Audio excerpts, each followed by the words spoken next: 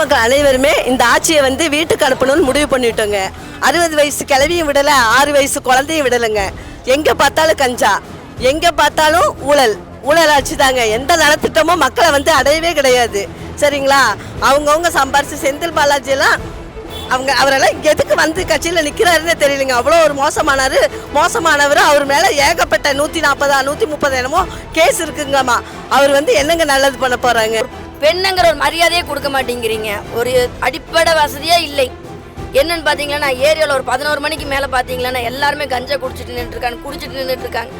அவங்களுக்கு வசதியா அவங்க குடிச்சிட்டு நின்றுருக்காங்க. குடிக்காரங்க முன்னாடி நீங்கள் ஏமா போகிறீங்கன்னு கேட்குறாங்களே தவிர்த்து, ஏப்பா குடிச்சிட்டு இந்த இடத்துல இந்நேரத்துக்கு மேலே நம்ம பொதுவாக 4 பேர் நின்று பேசிகிட்டு இருந்தாலே ஏமா இந்த இடத்துல நின்றுட்டு இருக்கேன்னு கேட்குறீங்க. ஆனால் அதை குடிக்காரன் நின்றுட்டு இருந்தானா அவன் மொப்பத்தி இருந்தானே அவன் போயிடுவாமா, நீங்கள் போங்கம்மான்னு சொல்கிறாங்க. 222 வீடு தான் கட்டி கொடுத்துருக்காங்க. இன்னும் மிச்ச வீடெல்லாம் கட்டல. நாங்களாம் எங்களுக்கெல்லாம் இன்னும் வீடே கிடைக்கல.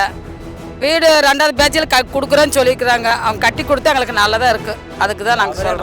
மறுபடியும் அவரே மறுபடியும் வந்து நல்லா இருக்கு. பாலங்க இந்த வீடு எல்லாமே ஏடிங்க ஆட்சியில் தான் கட்டினதுங்க. 2வது இவங்க ஆட்சி வந்துருச்சுங்க. சரிங்களா? திறப்பு விழாலாம் இவங்க பண்ண மாதிரி பண்ணிட்டாங்க. ஆனால் ஏடிங்க தான் பண்ணதுங்க. சரிங்களா? மறுபடியும் அவர் வந்தால் தான் நல்லதுங்க.